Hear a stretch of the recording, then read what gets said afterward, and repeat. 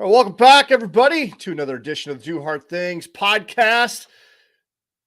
I'm Jay Teagues, leadership trainer, speaker, adventure coach, founder of the Do Hard Things Nation, and love to welcome you to another episode where we talk about just dominating and scaling, how to crush life in the palm of your hands. I have the lovely Angi Petran with us in the studio. How are you doing this Monday morning? Hey, good morning. I'm doing great. It's Monday.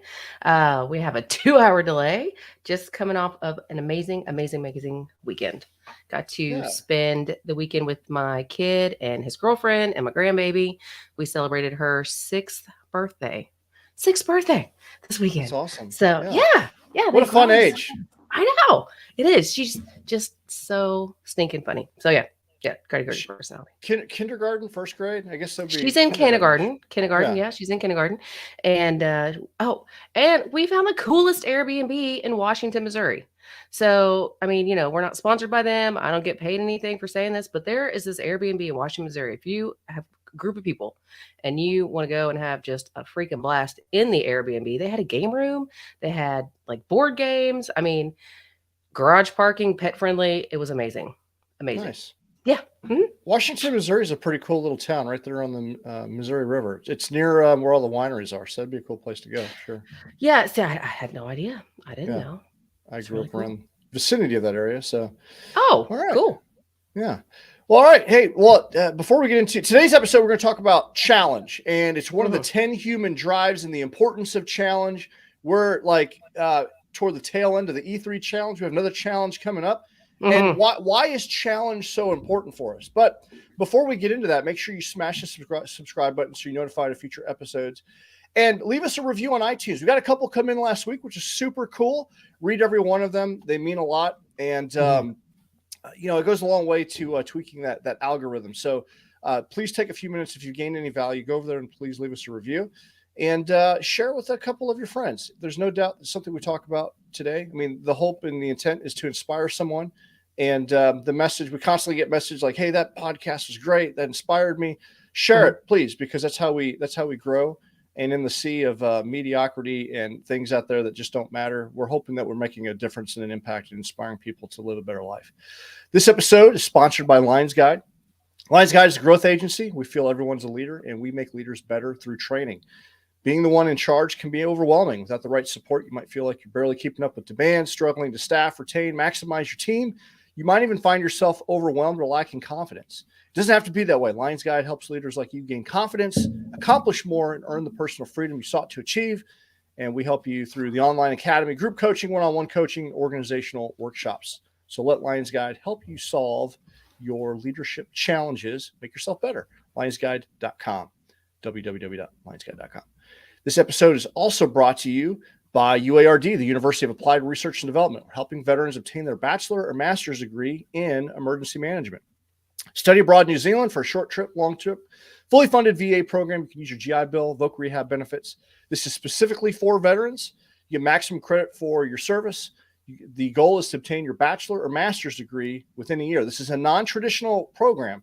So unlike stateside programs, it's a little bit different. It's awesome. It's great for veterans, and I'm one of the faculty there. So if you want to experience New Zealand, you want to earn that degree, go to www.uard.university. You can also go to dohardthingsnation.com, click on Do Hard Things down under link and learn more, or reach out to me directly and we'll get you squared away.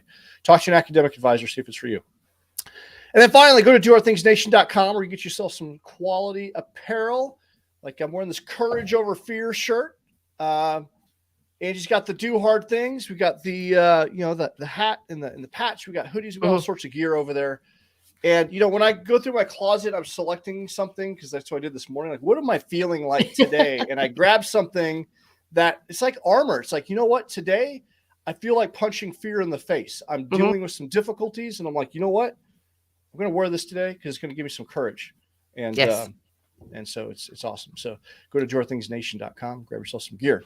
So we are in the in real time, the first iteration of the E3 challenge, and we're going to the final week. And I love it because so many people have signed up for this particular challenge. There's a lot of growth, and we wanted to talk, but also we noticed at the very tail end of last week, some people were struggling as we get close to the end. Yeah. challenges, come with some level of difficulty. And we wanted to highlight, why we should face challenge, why we should do challenges. And that's one of the 10 human drives for humans is to have challenge. So, Mhm. I guess, what do you think about the topic of challenge, Angie? I mean, if you're not challenging yourself, what are you doing? Really, what are you doing? What are you doing? Are you just so if you're not challenging yourself, are you just letting life dictate your mood, your feelings, your goals, your drive? If you don't have anything to look for, or if you're not trying to be a little bit better, a better version of you, what's really going on? I think we all need challenge. If you are watching this and you see that wall behind me, that's right there, physical manifestation of a lot of the things that I've challenged myself to do. Um, I have to have a challenge. I have to have something on the calendar, in the books to look forward to. I never used, so let's rewind. This is a really long winded answer to your question, Jay, but I'm just rewind about, I don't know, 4 years ago. Um, I didn't keep a planner. I didn't schedule challenges out, right? So, I had goals. I'm like, well, I would like to get in better uh shape fit wise. I would like to maybe lose some weight. I would like to ABC, you name it, right?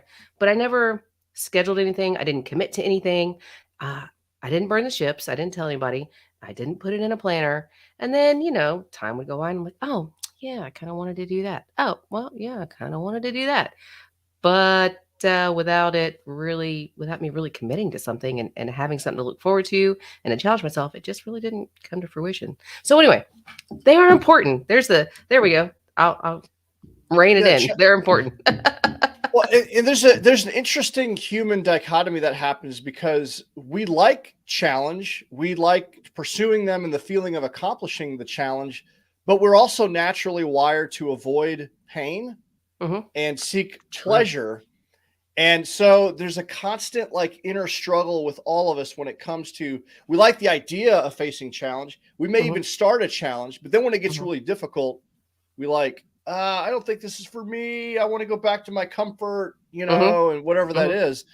And we are having a conversation last night with someone in the E3 challenge who was kind of facing something similar, Mhm. and acknowledging that what they have a habit of starting challenges and quitting. And but why my question posed to her, like, well, why are you seeking the challenge? Because there's something that's driving you. You want to utilize it as a tool to become better, but Mhm. when it gets hard, why do you quit? Right. And your subconscious keeps score on these things, and every time that you start something and you don't see it through, it erodes your confidence little by little, Oh yeah. because the next time that you have the idea of starting something, you're like, you know what, you're sit back in your mind's like, you know what, you're a quitter, you always Yeah. quit, you Yeah. can quit now. When it gets hard, it's like, yeah, that inner voice is like, you could quit again like you always do, it feels good to quit, Yeah. and Yeah. it's that, and that voice gets stronger the more that you listen to it, the more that you tap out, because then it becomes a normal part of your process, part of your programming.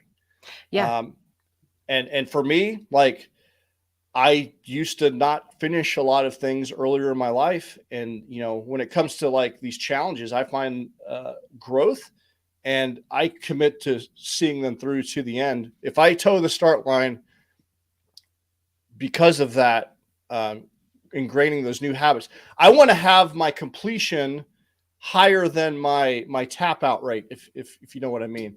And I've Heck got yeah. to overcome all of that from earlier in my life. Yeah. I remember just even on DIY projects or good ideas. I used to call myself the queen of good ideas. I Mhm. would have all these awesome ideas and I would get things started, but never see them through to completion. And it really does, it starts weighing down on you without you even realizing it. It's the subconscious thing. It really starts to weigh down on you. And when you don't sit and think about that and put that into perspective, maybe you do start a lot of challenges and you don't finish and you don't realize why you're not finishing. You don't realize why you're letting yourself tap out so quickly. Sit down and just kind of take note of how many things you've started and didn't see through to the end. When the going got tough. Hey, there you go. That's part of that process. Yeah, that's part. You're either growing or you're declining. There's no in between, and a challenge mobilizes us. And just a couple points about challenge. Challenge is a pathway for engagement in our life. Usually, challenges are they make us feel alive. They make us feel connected. They make us feel engaged. But not all challenges are created equal. Sometimes a challenge, if you choose the wrong one, can lead to overwhelm. And we were talking about, is this the right challenge at the right time in our life? And is it having the desired outcome? Because that's the flip side of challenges. They can lead to overwhelm and crossing the limit. So we have to choose the right challenges at the right time. But challenges are good because a good challenge should engage you mentally and physically, and it should stretch your effort and capabilities so you get to a level of growth. A good challenge will create a demand for you to rise up and meet that challenge. Mm-hmm. And so, but selecting the right challenge for the right time is also incredibly important, because sometimes if you choose the wrong challenge, or it's beyond your, extremely beyond your capability, that can leave you feeling defeated. Yeah. You bring up that takes me back to finding your why. When you're looking for your challenge to jump into, what is your why? What is it about this challenge that's going to benefit you, that's going to give you, so that you're going to get out of it? You've got to do it for your own why. You can't do it FOMO. Fear of missing out. I am guilty of that. I've jumped in on things and I'm like, oh my gosh, everybody's doing it. I want to do it. I can do it too. And then I'm like, shoot, that's probably not the right one for me.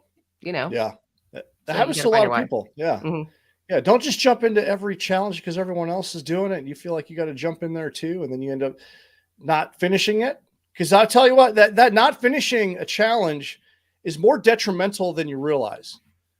It is. I would rather you commit to a challenge and see it through to the best of your ability than to be very flippant about it. You shouldn't be flippant about it, because if you're flippant about it, what that indicates to me is like you don't have control of your calendar or time, and you're just kind of like, it's that airplane over the Atlantic where you're not looking at the gauges. And I love that analogy where you're in a small plane over the Atlantic and you're flying, and the pilot comes on. And he's like, you know what? We don't know where we're at. We don't know where we're going. We don't even know how fast we're going. We don't know how much fuel, but we're getting there. We're making really great time. Right. And there's a lot of people that are doing that. Yeah. Because they don't have control over what they're doing. And they just hop onto every flipping thing that comes down the pike. Mm-hmm. And that's not, I would encourage you to break the habit of doing that. Yes. Yeah, for sure. So. Well, and it's just a few seconds ago, you said you're either moving in the direction of bettering yourself, or you're moving in the opposite direction. A lot of people like to think they're just, I'm just at a standstill right now. No, that's not the way it works. That's not the way it works, guys. You're either taking steps to improve yourself, or when you're not taking those steps, you're going in the opposite direction. Mm-hmm. You're literally going in the opposite direction. I mean, I think about this when I'm getting ready to take the steps to check off I had this conversation with myself in my head this whole weekend because it was so busy. I was so busy this weekend. I'm like, Angie, are you going to make time to go in the right direction?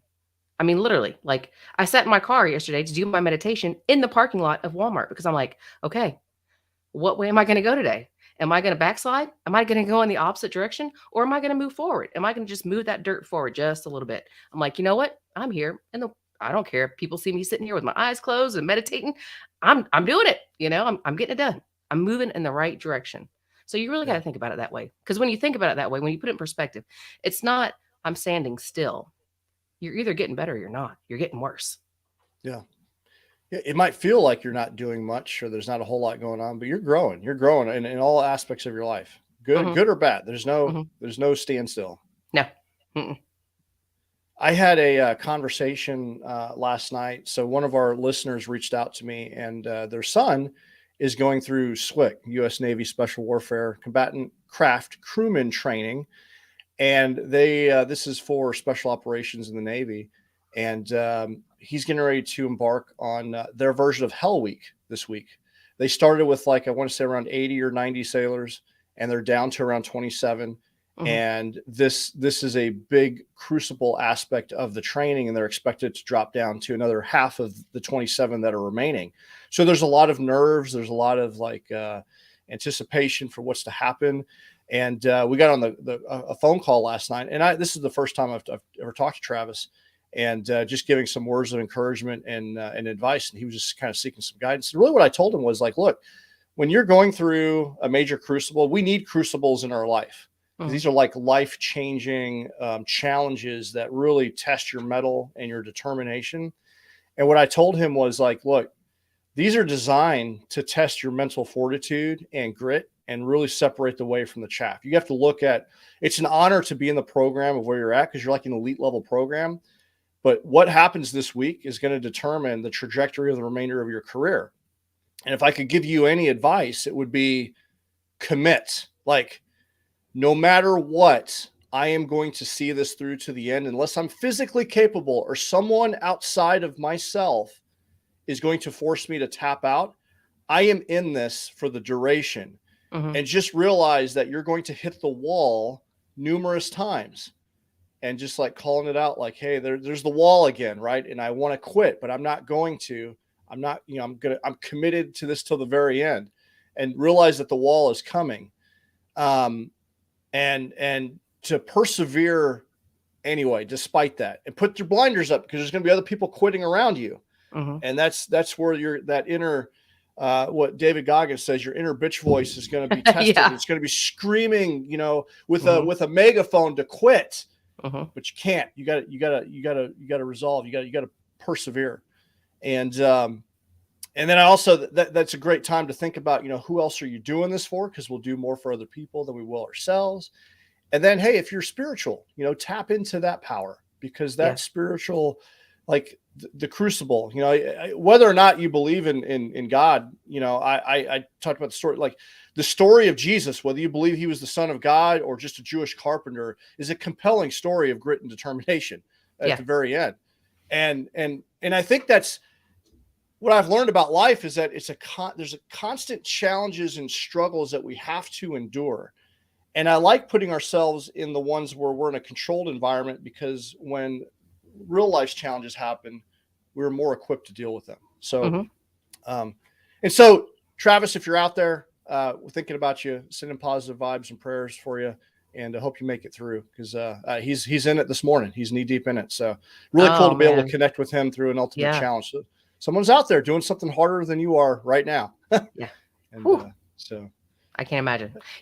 So here at Fort Leonard Wood, we have a divers course, and it's a 2 or 3 week course that these soldiers go through, and they have to pass it before they move on to go down to Panama City, Florida, to go through the program down there. And so I got to go out and cover that. And I'm going to tell you what, I'm from Florida. I'm from the beach, water, swimming, all the things. Grew up water baby. But watching this training, and this is just the tip of the training that these soldiers go through, right? So, they start out this class of like 30 deep. And I was there on the second or third day, and they are already down to like 9. And as I was there documenting this training, I actually saw someone tap out. And it was but this training is so intense. I mean, so intense. And I'm telling you, they were like having to go through this simulation of being out in high seas and struggling. And the instructors were like, pushing water in their faces because they had to simulate just this emergency environment. And it was just so intense but so amazing to watch the ones that were able to push through and get through. And they weren't allowed to throw up in the pool. I mean, if you've ever been in water where you're like sucking water down and trying to breathe, they had to put a mask on, a diving mask full of water, jump up on the side, do flutter kicks with this mask on, trying not to, and they feel like they're drowning essentially. It was just amazing to watch the courage and to watch them push through. And when, they thought their bodies were in flight or fight mode, and they were like, oh my gosh, a couple times, when one would take their mask off, like, oh, I can't do it. And the instructor's like, you can do it, put your mask back on. And they would, put it back on. And it was just the most amazing thing to watch. And then I got to see the ones that had already completed the program. They're waiting to ship out, and they're on the other side of the pool, and they're doing their PT to try to stay, fit and in the program. And there's this sense of accomplishment, and it's just a great thing to watch other people do these really hard things and just persevere and get through, and it really motivates me, on because I'm like, these people are doing this. What? Get your stuff together, Angie. Get your stuff together. Yeah. It's that sense of accomplishment and achievement, and that sense of, you know what, when you think that something's impossible and you actually did it, that leads to true fulfillment, which Yeah. leads to like that ultimate happiness in life. And that's where it's at. That's why challenges are so good for you. The right Yeah. challenges are really Yes. good for you. Yes. The right challenge. And I think that we should all find some type of challenge to pursue. So, in Angela Duckworth's book Grit, she talks about like you should always have something difficult that you're pursuing. Mm-hmm. It doesn't have to be going to SWIC or Navy SEAL training, right? But it's something where you're growing, whether it's picking up an instrument and playing a guitar, because that's hard. If you ever tried to do that, you get to fingers are raw, and you're trying to play the guitar, and it requires a practice and discipline. It could be learning a language. It could be taking a course. Could be training for your first 5K or marathon. But find something that challenges you and engages you on a daily basis, something where you're doing something hard and uncomfortable, because it just makes you grow. It sharpens your edge. And that sense of fulfillment you're going to get is going to lead to happiness. Well, and uncomfortable is where the growth happens. If you are uncomfortable, you're growing. That is where the growth, if it scares you, if you feel the slightest bit of fear, you're growing. You're growing. That's where that change happens. And a lot of people, when they start feeling uncomfortable, especially in this day and age of electronics and being on your phone and watching TV and, just, well, this is how I decompress. I go home and I watch TV, or I go home and I get on my computer, or I go home and get on my phone. No. That's being comfortable. That's being comfortable. Do something that gets you out of your comfort zone. Do something that makes you pucker a little bit, like, I mean, but you got to do it, because if you're not uncomfortable, you're not growing. I mean, you're really not. You're not. Absolutely. That's just. And one final point I'd like to make is that you're going to have critics and naysayers when you embark on something. You're going to have that people like, especially when you're starting to like wanting to tap out, you're getting the valley of despair that we talk about, right? You're like, it's okay to quit. You deserve to quit. You deserve that piece of cake. You've been working so hard. You deserve to tap out. Or they'll just criticize you. Why would you go and do that? Why would you want to go and do, the E3 challenge? Why would you want to go train for that marathon? Just a waste of time. There's people like that. They'll squawk in your ear like that. Those are the critics. There's critics out there. And for whatever reason, they will cheerlead you in the opposite direction. And you need to surround yourself with the people that will cheer you in the right direction, and make sure that you got the right cheer squad around you. Don't have the cheer squad that's going to cheer you to quit. Because there are those, look, there's a lot of well-meaning people that really, really love you. All right. And especially in this day and age of everyone being in their feelings. Okay. There is a lot of people on your side, and they feel like that they are doing you a really good thing by being like, it's okay. You gave it your all, and it's okay to quit. Nah, you know what? Look, we love those people, and there is a time and place for those people.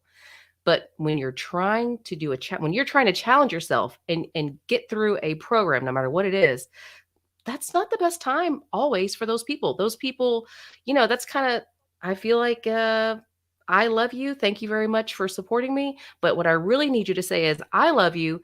Get your stuff together, because I believe in you and I know you can do this. So what are you messing around? Why are you screwing around? You're only going to feel better when you finish this. That's the type of people that I need in my corner when I'm trying to get something done. Absolutely. So watch out for those critics that are out there. And I want to read this because I love this. Okay. It's The Man in the Arena, written by Theodore Roosevelt, and it's on the topic of challenge. I think it motivates and inspires me. So I'll read this. It's a little bit of a long one, but it is not the critic who counts, not the man who points out how the strong man stumbles or where the doer of deeds could have done them better. The credit belongs to the man who is actually in the arena, whose face is marred by dust and sweat and blood, who strives valiantly, who errs, who comes short again and again, because there's no effort without error and shortcomings, but who does actually strive to do the deeds, who knows great enthusiasms, the great devotions, who spends himself in a worthy cause, who at the best knows in the end the triumph of high achievement, and who at the worst, if he fails, at least fails while daring greatly, so that his place shall never be with those cold and timid souls who know neither victory nor defeat. And I love that because it's all about being in the arena. So what arena are you playing in? And just realize, don't be the people up in the seats just criticizing and clapping and cheering. Mm-hmm. Be the one in the arena. Be the one in the arena. Get down, get dirty. Challenge. Yeah, whatever that is for you. Yeah. Find it and be in the arena. So, all right. Speaking of being in the arena and having the right people in the cheer squad around you, let's highlight this week's weekly wake up winner. Hey. All right. So, ladies and gentlemen, meet Betty Oziak. I don't know if I'm saying your last name correctly. We know you as Betty OK.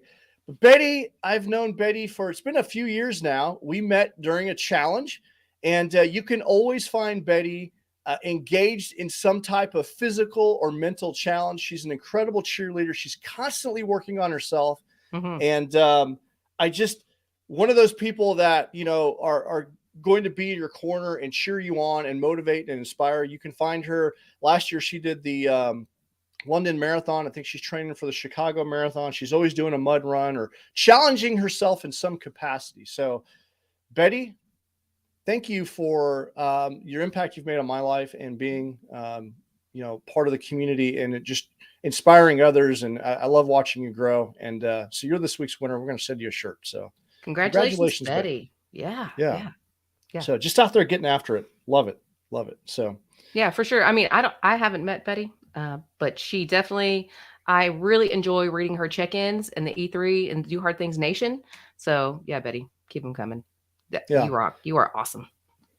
She's been a cheerleader of mine for a while and has helped me out with the podcast in a couple of different ways, and just appreciate nice your efforts. So right on. All right. So all right. Any final thoughts before we get on and kick this Monday in the ass? Man, it is so cold outside. What I suggest you doing to warm up just a hair is do something that makes you smile today. Do something that makes someone else smile today. It will warm your heart up a little bit, because I don't know where you're at, but here it is cold. Like that is what inspired the Do Hard Thing shirt for me today. I was like, Alexa, what's the temperature today? And she's like, cold as all burp. And I'm like, oh God. Oh. Yes. Yeah.